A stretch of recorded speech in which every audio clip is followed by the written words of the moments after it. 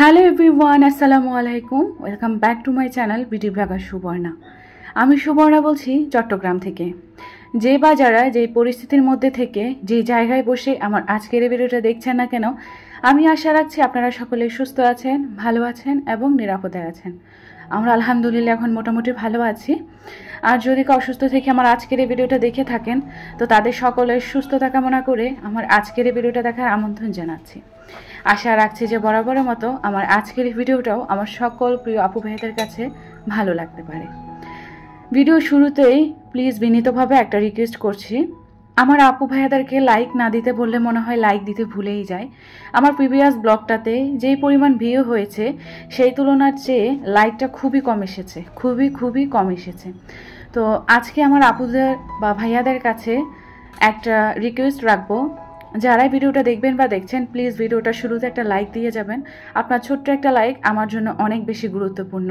একটা video make করতে যে কতটা পরিমাণ কষ্ট লাগে, তো যারা এই প্ল্যাটফর্মে কাজ করেন আশা করছি তারা বুঝবেন। তো ছোট্ট একটা লাইক দিয়ে যাবেন। আর নতুন হয়ে থাকলে প্লিজ আমার চ্যানেলটা সাবস্ক্রাইব করে পাশে থাকা বেল বাটনে অলসনটা চাপ দিয়ে আমার চ্যানেলটার সঙ্গী হয়ে যেতে পারেন। এতে করে আপনার অনেক বেশি হেল্প হবে। আর যারা অলরেডি এই কাজটা করে ফেলেছেন তাদেরকে অসংখ্য ধন্যবাদ আর ভালোবাসা জানাই। আর চাইলে ফ্রেন্ডস অ্যান্ড ফ্যামিলির মাঝে আমার চ্যানেলের ভিডিওগুলো বা লিঙ্কটা শেয়ার দিয়ে রাখতে পারেন। শুরুতে অনেক রিকোয়েস্ট করে ফেললাম, অনেক বকবক করে ফেললাম। আসলে একটা ভিডিও মেক করতে যে কতটা পরিমাণ কষ্ট, তো প্রিভিয়াস ব্লগটাতে লাইকের পরিমাণটা দেখে আমার কাছে অনেক বেশি খারাপ লেগেছে যে আমার আপুদেরকে না বললে মনে হয় দিতেই চায় না। তো যাই হোক, আমি জানি আমার আপু ভাইয়ারা অনেক বেশি লক্ষ্মী এবং কিউট, তো সেই জন্য আসলে শুরুতে রিকোয়েস্টটা করে নিয়েছি। এখানে হচ্ছে চলুন মূল ব্লগে ফিরে আসি। আমার যে কিচেনের যে এন্ট্রিটা ঢুকা নিয়ে আমার প্রিয় কিছু আপুদের এত বেশি ভালো লাগে। তো আসলে আমার যে ছোট এই কাজগুলো চাওয়া পাওয়াগুলো যে আপনাদের কাছে ভালো লাগে, এটাই আমার জন্য অনেক বড় পাওয়া। ভিডিওর স্ক্রিনে যেটা হচ্ছে সেটা একটু বলি। আমার যে অয়েল জারগুলো দেখছেন, তো এই যে অয়েল জারের যে উপরের নবগুলা, এগুলা হচ্ছে আমি তো চেঞ্জ করব বলেছিলাম প্রিভিয়াস একটা ব্লগে। আর আগের ব্লগটা অনেকে হয়তো বা মিস করে গিয়েছেন, তার আগের ব্লগটা, তো ওটা চাইলে দেখে নিতে পারেন। আমি কিচেনের জন্য একটা নতুন আইটেম কিনেছিলাম, তো ওইটা নিয়েও আর হচ্ছে একটা নব কিনেছি। আমার যে সয়াবিন তেলটা আছে এটার যে নবটা, এটা একটু বেশি নোংরা হয়ে গিয়েছে। আসলে এই সোয়াবিন তেলটাই দেখা যায় কি রান্না বান্না সব কিছুতে ইউজ করি আমি। সরিষার তেলটা আমি খুবই কম পরিমাণে খাই, সেই জন্য আমার সরিষার তেলটা ততটা লাগে না, বা সোয়াবিন তেলটা প্রচুর খরচ হয়। তো এই কয়টা মাস হচ্ছে আমরা একটু সানফ্লাওয়ার অয়েলটা খাচ্ছি। আমাদের হচ্ছে রেশনে সানফ্লাওয়ার অয়েলটাই দেওয়া হয়। আমি মনে করি সানফ্লাওয়ার অয়েলটা সবার জন্য অনেক উপকার শরীরের জন্য। তো এইখানে হচ্ছে আমার অয়েল জারটাতে একটু তেল রিফিল করে নিলাম। আর হয়েছে তেলের গ্যালেনে তেলও শেষ হয়ে গিয়েছে, আর একটা নামাতে ইচ্ছা করছিল না, তো সেই জন্য আর নামাইনি। যতটুকু ছিল অতটুকু ঢেলে আমি হচ্ছে নতুন যে নবটা এনেছি সেটা লাগিয়ে আমার অয়েল জারের যে অর্গানাইজারগুলো আছে সেখানে রেখে দিয়েছি। আর বাসায় দেখলাম সরিষার তেল নেই, সেই জন্য আসলে সরিষার তেলের জারটা তো সরিষার তেল রিফিল করতে পারলাম না, তো খারাপ লাগছিল।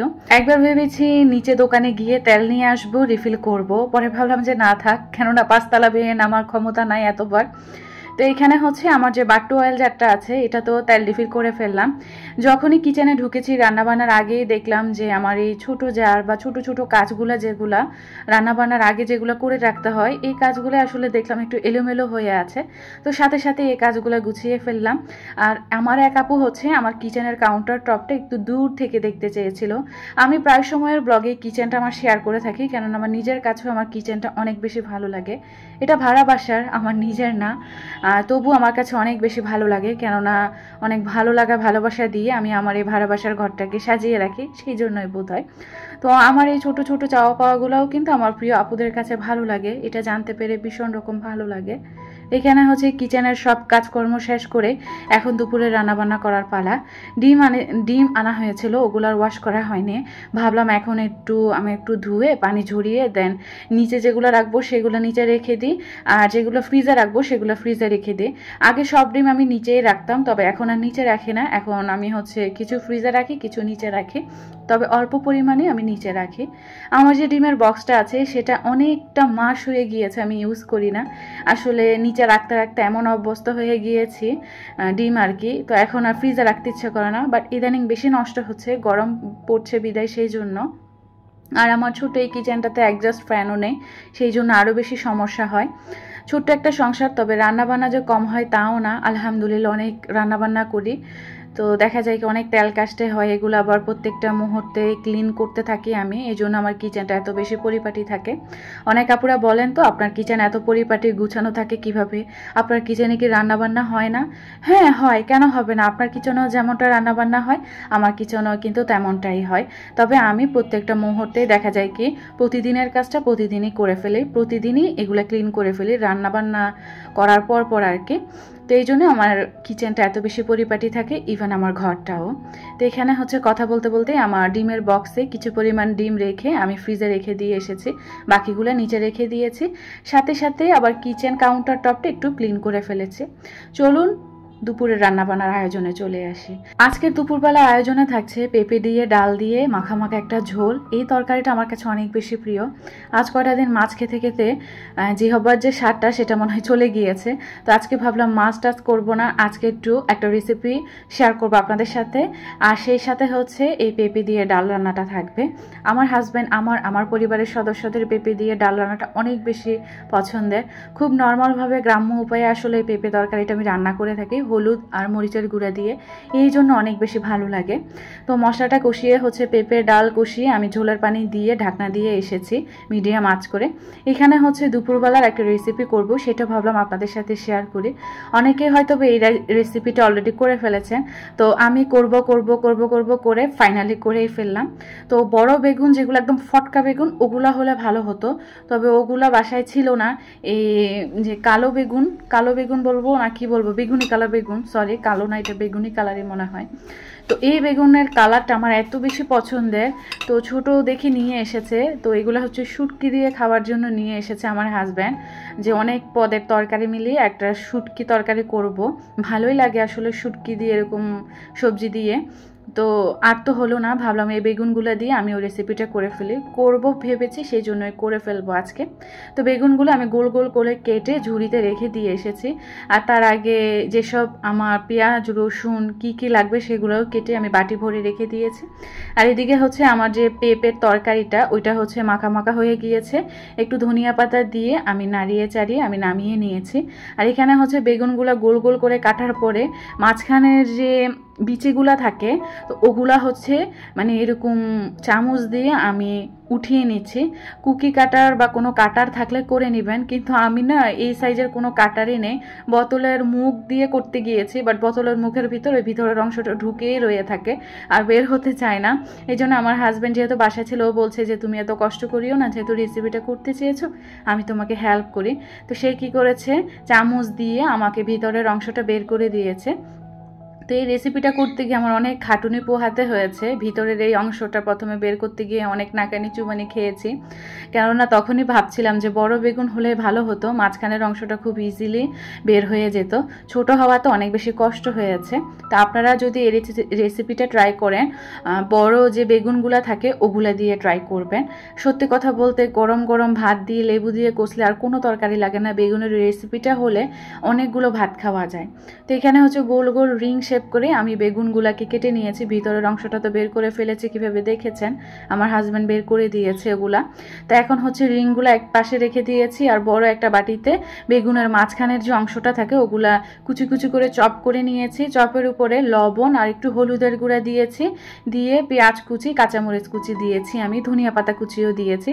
এগুলা দিয়ে আমি ভালো করে একদম মথে নিয়েছি। কেউ চাইলে ধনিয়ার গুঁড়া জিরার গুঁড়াও চাইলে দিতে পারেন, আমি দিলাম না, নর্মালভাবেই রেখেছি। তো এগুলা দিয়ে আমি হচ্ছে 2টা ডিম ভেঙে যখন আমি বেগুনগুলোকে ভালো করে চটকিয়ে নিয়েছি, কিন্তু লবণ হলুদ দিয়েছি যখন, পেঁয়াজ কুচি কাঁচামরিচ কুচি যখন দিয়েছি তখন কিন্তু ভালো করে চটকিয়ে নিয়েছি। আর বেগুনটা যেহেতু খুব নরম জাতীয়, হাতের ডলা দিলে দেখা যায় কি একদম নরম হয়ে গিয়েছে। 2টা ডিম ভেঙে দিয়েছি, দেখেছেন, আমি ভালো করে একটু মিশিয়ে নিয়েছি আমি ডিমের সাথে সব কিছু। আর এখানে পেঁয়াজ কুচি রসুন বাটা এগুলো সব রেডি করে নিয়েছি, আর বেগুনের রিংটা তো আমি রেডি করেই নিয়েছি। তো সব কিছু এখন গুছানো হয়ে গিয়েছে, এখন হচ্ছে রান্নাটা শুরু করার পালা। একটা ফ্রাই প্যান বসিয়ে দিয়েছে চুলা, এখন হচ্ছে একটু তেল দিয়েছি, সামান্য পরিমাণ, বেশি দিব না। আর তেলের মধ্যে হচ্ছে হালকা হলুদ আর লবণ দিয়ে দিয়েছি, আমি মিশিয়ে নিয়েছি। এখন হচ্ছে বেগুনের যে রিংগুলো আছে সেগুলো কিন্তু আমি তেলের মধ্যে একে একে ছেড়ে দিচ্ছি। তো এই মৃদু আঁচও না, মানে মৃদু আঁচেতে থেকে একটু বেশি মানে আগুন দিয়ে এগুলো ভাজতে হয়, আর না হলে কিন্তু তাড়াতাড়ি একদম ভাজা হয়ে যায়। যেহেতু ছোট্ট আর চিকন একটা জিনিস, বেশিক্ষণ লাগে না। তো এখানে হচ্ছে আমি বেগুনের রিংগুলো দিয়ে দেওয়ার পরে আমি হচ্ছে ডিমের যে মিশ্রণটা আমি ওই বেগুনের মাঝখানের অংশটা দিয়ে রেডি করে রেখেছি, চামচ দিয়ে হচ্ছে এগুলা আমি ওই রিংয়ের ভিতরে দিয়ে দিয়েছি। তো এইভাবে দেখা যাবে কি এপিট ওপিট উল্টিয়ে আমি এগুলা ভেজে নেব, এই বেগুনের রিংগুলাকে আর কি। আর আমি যখন রেসিপিটা করছিলাম খুব এক্সাইটমেন্ট কাজ করছিল, আর আমার সাহেবও বারবার বলছিল কি করছিলা তুমি, আমি একটু দেখি তো তোমাকে। তা আশপাশ থেকেও হচ্ছে আমাকে দেখছিল। আর ডিম যেহেতু আছে, তারপর একটা সবজিও বেগুন, আমি মনে করি কি অনেক বেশি মানে উপকার। অনেকে আছে কি তরকারি অনেক সময় খেতে ভালো লাগে না, রুচি থাকে না, তো ডিম দিয়ে ঝাল ঝাল করে বেগুনের এই রেসিপিটা যদি ট্রাই করে থাকেন আমি মনে করি অনেক ভালো লাগবে। ডিম তো সবার বাসায় সবসময়ই থাকে, তো বেগুনটাও দেখা যায় কি অত বেশি দামও না। তো দেখা যায় কি এই রেসিপিটা যদি ট্রাই করেন আশা করছি অনেকগুলো ভাত খেতে পারবেন যারা ভাত খেতে পারছেন না। তো এখানে হচ্ছে আমি একে একে ধাপে ধাপে বেগুনের রিংগুলো আমি ভেজে ফেলছি। তো এক বেশ উঠিয়ে ফেলেছি, আরেক বেশ ভেজে নিয়েছি। ছোটো সামনে যেগুলো ছিল আর কি কেটে রেখেছি, ওগুলার মাঝখানের অংশটা আর খুলতে পারিনি বেগুনের, তো ওগুলো আবার এমনিতেই ভেজে ফেলেছি। তো সবগুলা বেগুনের রিং ভাজা হয়ে গিয়েছে। এখন এগুলাকে চাইলে এভাবেও খাওয়া যায়, আবার আমি চাইলে মানে আমি আর কি আরেকটু মানে মজা করতে চাচ্ছি আর কি। তো আরও বেশি পেঁয়াজ, কাঁচামরিচ, একটু রসুন বাটা, আর তারপর হচ্ছে হলুদের গুঁড়া, মরিচের গুঁড়া, জিরার গুঁড়া, ধনিয়ার গুঁড়া, এগুলা দিয়ে একসাথে আমি পেঁয়াজগুলাকে মিশিয়ে আমি তেলের মধ্যে দিয়ে দিয়েছি। হালকা একটু ফ্রাই প্যানে আবার তেল দিয়েছি। তো তেলের মধ্যে আসলে আমার যে পেঁয়াজ কাঁচামরিচগুলো আছে, মিশ্রণগুলো, মশলা সহ এগুলো ঢেলে দিয়েছি। তো এখন হচ্ছে নাড়াচাড়া দিয়ে বেগুনের রিং যেগুলো ভেজে রেখেছি এগুলা দিয়ে দিয়েছি। এখন হচ্ছে ভালো করে একটু নাড়াচাড়া দিয়ে উপর থেকে একটু ধনিয়া পাতা দিয়ে আমি এখন নামিয়ে ফেলবো। সত্যি কথা বলতে আমার এখনই লোভ চলে আসছে, অনেক বেশি মজা হয়েছিল। তো আলহামদুলিল্লাহ অসুস্থ অবস্থায় কিন্তু আমি এই রেসিপিটা করেছি। আমার নাক দিয়ে পড়ছিল, এত বেশি কাশি ছিল, বারবার হাঁচি আসছিল। তো সত্যি কথা বলতে অনেক বেশি অসুস্থ ছিলাম ওই মুহূর্তগুলোতে। আমি এখন আলহামদুলিল্লাহ অনেকটা বেটার আছি। আপনারা আমার প্রিভিয়াস ব্লগটাতে অসুস্থতার কথা শুনে অনেক আপুরা দোয়া করেছেন, তো আমার প্রিয় আপুদের প্রতি অনেক অনেক দোয়ার ভালোবাসা থাকলো। আসলে কার দোয়া কখন কবুল হয়ে যায় বলা যায় না, সেই জন্যই আমার আপুদের প্রতি থাকলো অনেকগুলো ভালোবাসা। আর আমার আপুরা কে কোথা থেকে আমার ভিডিওটা দেখছেন, কি অবস্থায় আছেন, চাইলে কমেন্ট করে জানাতে পারেন। দেশের অবস্থা তো অনেক বেশি খারাপ ছিল মাঝখান দিয়ে, আসলে কিছু বলার নেই। দেশের সার্বিক পরিস্থিতি অবস্থা নিয়ে আমরা যে যে জায়গা থেকে আছি সবার জন্য দোয়া করে যাব, এটাই ছাড়া তো আর কোনো উপায় নাই। আর মাঝখান দিয়ে যেই ডিপ্রেশনে আমি গিয়েছি, ভিডিও দিতে পারছি না, কোনো কাজ করতে মন উঠছে না, মানে একরকম পরিস্থিতি ছিল। আসলে অনেক শখের বসে এই ইউটিউব চ্যানেলটাতে আমি কাজ করি। তো শখ করে যখন করছি, যখন শখের কাজগুলা থেকে দূরে সরে গিয়েছি, তো বুঝতেই পারছেন অবস্থাটা কিরকম হয়। তো আলহামদুলিল্লাহ নেট তো ওপেন হয়ে গিয়েছে, হয়তোবা এখন একটু পরিমাণ ঠিক আছে, স্লোটা একটু কম। তো সব কিছু মিলে আলহামদুলিল্লাহ হয়তোবা দেশের এই সার্বিক পরিস্থিতিটা ঠিক হতে হতে অনেকটা দিন লেগে যাবে, জানি না কবে ঠিক হয়। তো আল্লাহ সহায় হক সবার সাথে।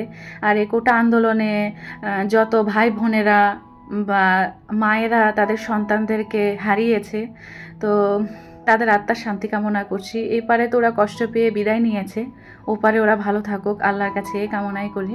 সবসময় নামাজ পড়তে গেলে মুনাজাতে কিন্তু ওদের জন্য এমনিতেই দোয়া চলে আসে। তো যাই হোক, সবাই সবার জায়গা থেকে দোয়া করবেন। ওই সময়ের কথাগুলো মনে পড়লে আসলে খুব বেশি খারাপ লাগে, কষ্ট লাগে। তো যাই হোক, এখানে হচ্ছে আমার যে রেসিপিটা আমি করেছি, আমার হাজব্যান্ডের কাছে নাকি অনেক মজা লেগেছে, সে অনেকগুলো করে করে ভাত খেয়েছিল সেদিন বেগুনের রেসিপিটা দিয়ে। আর হচ্ছে এখানে দুপুরের আয়োজনে আমাদের মিষ্টি কুমড়া দিয়ে আমি মাছ দিয়ে রান্না করেছিলাম, রুই মাছ দিয়ে। সেই সাথে এটা যেহেতু আমার দুপুর থেকে সন্ধ্যার একটা ভিডিও ছিল, তো আমি হচ্ছে সকালবেলা যে পার্টটুকু আমি প্রিভিয়াস ব্লগে বলেছি যে সকালের যে নাস্তার পার্টটুকু এটা আমি শেয়ার করব, দুপুর থেকে সন্ধ্যার একটা পার্ট করেছি একদিনে, তো সেটার ক্লিপটা হচ্ছে আজকে শেয়ার করছি। তো এখানে হচ্ছে ওই যে আমি প্রিভিয়াস ব্লগে দেখেছেন আমি নলা রান্না করেছিলাম সকালের নাস্তায়, তো সেই নলাটা সারাদিন গড়িয়েছে আজকে। দুপুরবেলায়ও জাল করে নিয়েছি, তবে দুপুরবেলা আর খাওয়া হয়নি। আমার হাজব্যান্ড বলছিল রেখে দাও, বিকালবেলা তোমাকে হোটেল থেকে তোমার পছন্দের পরোটা নিয়ে এসে তোমাকে খাওয়াবো নি।